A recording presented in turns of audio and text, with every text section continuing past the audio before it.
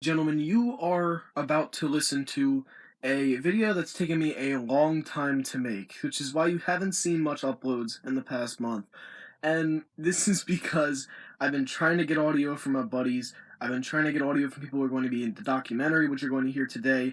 But stay tuned for the documentary coming up and enjoy the sneak peek.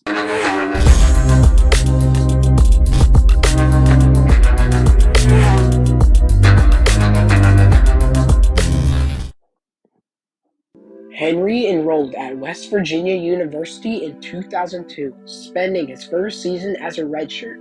In 2003, he earned Big East Conference Freshman of the Year and All Big East Second Team honors for catching 41 passes and gaining 1,006 yards and scoring 10 touchdowns. He also became the second player in school history to record over 1,000 receiving yards in one season, behind David Saunders, and his 24.5 yards per reception are the third most in school history. Henry's best game was a career-high performance of 2,009 yards and 2 touchdowns against Syracuse. His career-long reception came against Rutgers that season at an 83-yard reception. Henry's NFL combine is height 6 feet and 4 inches, weight 197 pounds.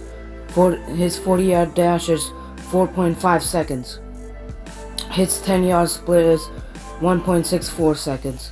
His 20-yard split is 2.68 seconds. His vertical jump is 36 points.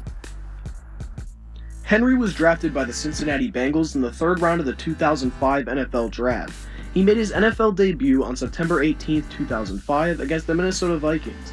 In his rookie season with the Bengals, he amassed 31 receptions for 422 yards and 6 touchdowns. In the Bengals' first playoff game in 15 years against the Pittsburgh Steelers, he had a reception for 66 yards on the Bengals' second play from scrimmage. However, on the play, both he and Bengals quarterback Carson Palmer had knee injuries. In his second season, Henry totaled 605 yards on 36 receptions for 9 touchdowns, with an average of 16.8 yards per catch. In the second game of the season against the Cleveland Browns, Henry recorded 5 receptions for 113 yards, while he recorded 2 touchdowns the next week against the Pittsburgh Steelers. In the season finale against the Steelers, Henry totaled 124 yards off of 4 receptions and scored 1 touchdown. Henry was suspended for 8 games in 2007 for violating the NFL's personal conduct policy. He returned in Week 10 against the Baltimore Ravens, where he had 4 receptions for 99 yards. In the following loss to Arizona, Henry totaled 8 receptions for 81 yards and 1 touchdown. Henry finished the season with 21 receptions for 343 yards and 2 touchdowns. Following his arrest in April of 2008, Henry was waived by the Bengals. President Mike Brown explained that Henry had forfeited his opportunity to pursue a career with the Bengals and that his conduct could no longer be tolerated. On April 7, 2008, ESPN radio analyst and former player Michael Irvin said he took a phone call from Henry discussing cleaning up his act, much like Irvin encouraged Adam Jones to do. Henry and Jones were teammates at West Virginia and both served NFL suspensions imposed by NFL Commissioner Roger Goodell during the 2007 NFL season. With Bengals receivers Chad Ochocinco, T.J. Houshmandzadeh, and Andre Caldwell nursing injuries during the 2008 preseason, Henry was re-signed to a 2-year contract by the Bengals on August 18th. The move came less than a month after Bengals head coach Marvin Lewis stated the team had no interest in bringing back Henry. After serving his 4-game suspension to bring the 2008 season, Henry was activated from the exemption list on October 4th. Henry finished the 2008 season with 19 receptions for 220 yards and 2 touchdowns.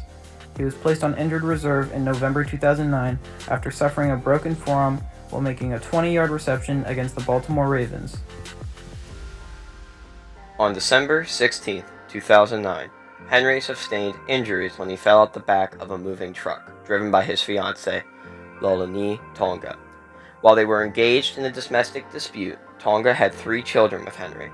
On December 17, 2009, Charlotte police announced that Henry had died at 6:36 a.m. Eastern Time at Carolinas Medical Center from the injuries sustained in the domestic dispute.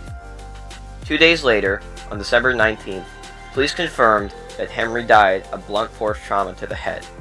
No charges were filed against his fiancée, and police announced that they found no evidence that Tonga drove recklessly or with excessive speed. There was no alcohol in Henry's blood at the time of the incident. To honor Henry, every game of Week 15, from December 17th to the 21st in the NFL that year, begun with a silence before the kickoff. Guys, I want to thank you so much for watching today's video. Stay tuned for the documentary, and I hope you all enjoy.